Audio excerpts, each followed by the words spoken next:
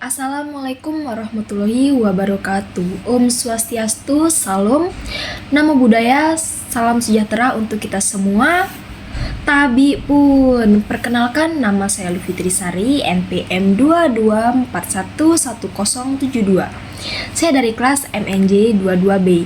Pada kesempatan kali ini saya akan membahas materi mengenai aspek pajak dalam kegiatan bisnis.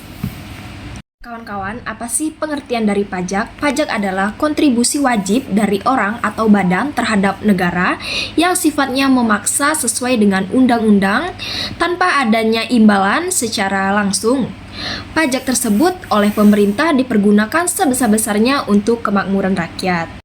Aspek pajak dalam bisnis meliputi sewa guna usaha atau aspek pajak dalam bisnis. Yang pertama, mendaftarkan diri untuk memperoleh nomor pokok wajib pajak atau NPWP sebagai suatu badan yang telah memenuhi persyaratan subjektif dan objektif, diwajibkan mendaftarkan diri untuk mendapatkan NPWP. Nah, setelah mendapatkan NPWP, maka wajib pajak berlaku, bisnis wajib menyetorkan dan melaporkan SPT, PPh tahunan, dan SPT bulanan asing, modal ventura atau ventura capital, ajak piutang atau factoring, usaha kartu kredit, perdagangan surat berharga, dan pembiayaan konsumen.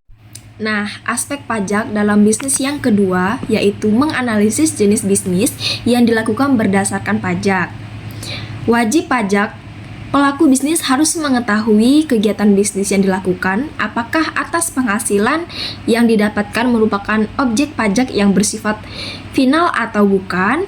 Sebagai contoh yaitu bisnis konstruksi yang menggunakan pajaknya dikenakan tarif pajak penghasilan atau PPh final khusus jasa konstruksi.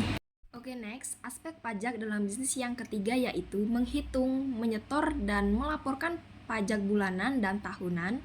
Nah, kewajiban pajak bulanan yang harus dilakukan oleh wajib pajak pelaku bisnis dapat berupa membayar dan melapor surat pemberitahuan atau SPT PPh 25 atas angsuran pajak SPT PPh 4 ayat 2 atas penghasilan yang dikenakan pajak bersifat final SPT PPh 21 atas pemotongan pajak pada penghasilan yang diterima oleh pegawai maupun bukan pegawai.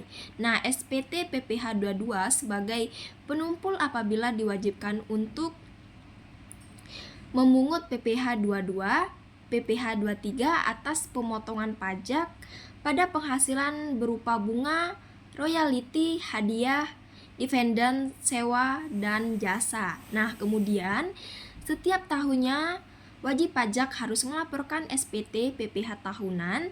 Jika pelaku bisnis merupakan orang pribadi, maka melaporkan pajak dilakukan paling lama 3 bulan setelah berakhirnya tahun pajak. Nah, namun jika pelaku bisnis merupakan suatu badan, maka melaporkan pajak dilakukan paling lama 4 bulan setelah berakhirnya tahun pajak. Aspek pajak dalam bisnis yang keempat yaitu perhatikan jumlah penghasilan bruto untuk menentukan kewajiban pemungutan PPN.